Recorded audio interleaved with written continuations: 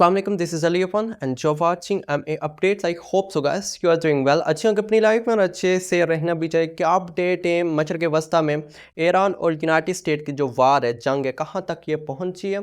ओकरा की वेबसाइट पे रेट ज़्यादा से बढ़ तो जाते हैं लेकिन कम होते टाइम वो रेट 1 रुपया, आधा रुपया, 2 रुपये इतना रेट कम होता है। इसके बाद मोहसिन नकवी साहब की जो स्पीच है, जो तकरीर है, जो सिस्टम गिर गया, इसके ऊपर राना सनाउल्लाह ने उन्होंने क्या बात की है और इमरान खान की इसके ऊपर क्या अपडेट है और बिलावल भुट्टो जो टिक टॉक चल रहा है उनका, उसके ऊपर भी थोड़ी सी शॉर्टली बात करूंगा। सबसे पहले आपको बताता चलता हूँ कि डोनाल्ड ट्रंप साहब ने एक बयान दिया, जिस बयान में जनाब ने बोला कि दूसरी जंग अजीम के बाद ये सबसे बड़ा हमला होता ईरान के ऊपर। जो दूसरे जंग अजीम हुई है उसके बाद ये उससे भी ज़्यादा हमला होता ईरान के ऊपर। और इसके बाद जनाब लिखते हैं, बोलते हैं अपने के शॉर्ट इंटरव्यू में, और हम चाहते हैं कि मसला मुज़ाकरात से हल हो जाए और ईरान के साथ हम मुज़ाकरात कर रहे हैं। हम नहीं चाहते कि फ़जूल में शहादतें हों। ठीक है, ये ट्रम्प साहब बोल रहे हैं कि हम नहीं चाहते कि शहादतें हों और हम मुज़ाकरात के लिए हम ईरान के साथ मुज़ाकरात कर रहे हैं। जनाब शहादतें कर के लोगों को मार मार के थक चुके हैं।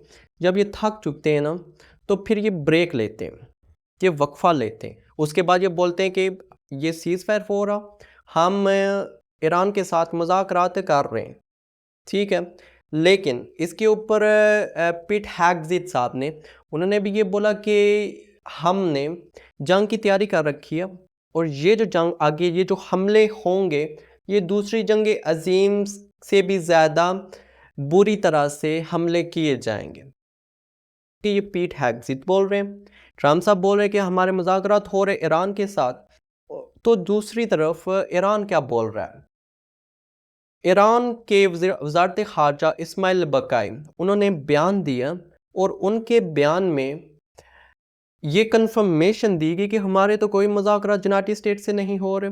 कि ट्रम्प ने कितनी बार बोला कि हमारे मुज़ाकरात हो रहे हैं और ब्रेक लिया अपने हथियार को, अपने टारगेट को दोबारा वो हिट करने के लिए, अपने टारगेट को पे फोकस करने के लिए और नेक्स्ट टारगेट को चुनने के लिए जनाब ब्रेक लेते हैं और बोलते कि हम ईरान से मुज़ाकरात करें। दुनिया को चूरन खिलाया जा रहा है और चूना लगाया जा रहा है। इवन ये ईरान के अंदर से न्यूज़ आ रही है, इस्माइल बकाई वज़ारत ख़ारजा हैं जो, वो बोलते हैं कि हमसे तो कोई मुज़ाकरात नहीं हो रहे यूनाइटेड स्टेट के।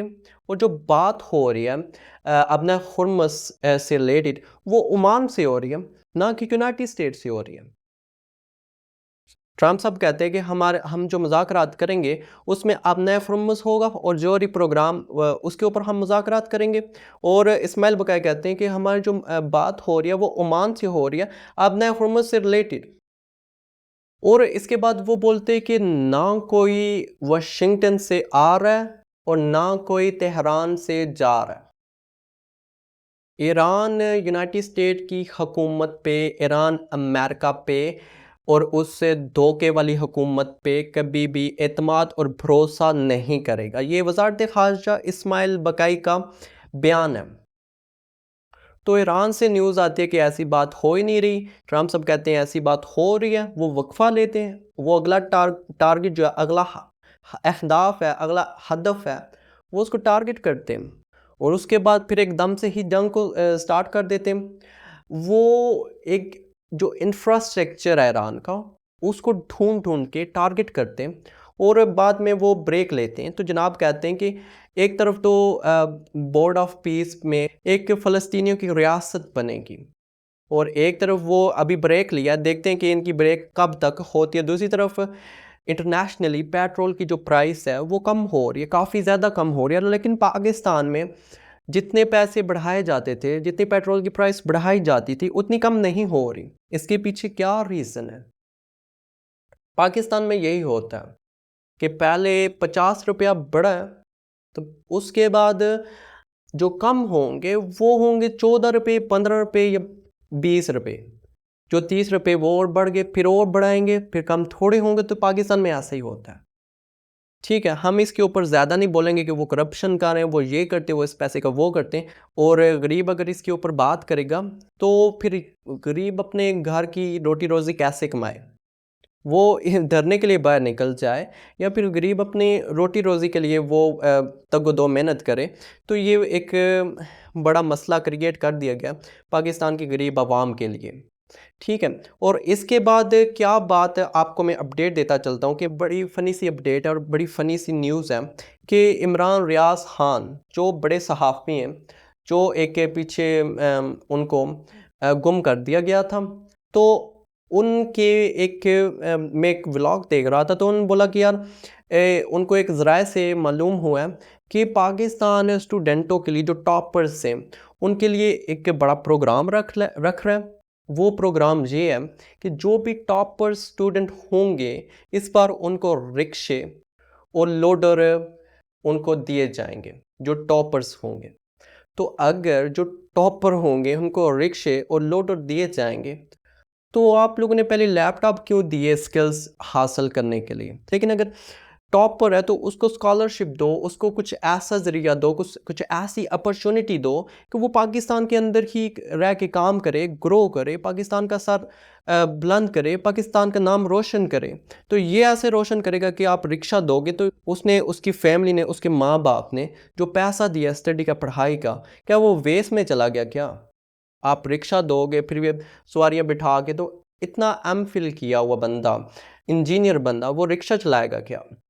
वो बंदा जो अनएजुकेटेड है उसमें और इसमें मतलब इतना पैसा खर्च करने का भी आपको कोई ज़रूरत नहीं है। अगर आपने एंड में रिक्शा ही चलाना है तो रिक्शा ही चलाओ, रहने दो पढ़ाई को।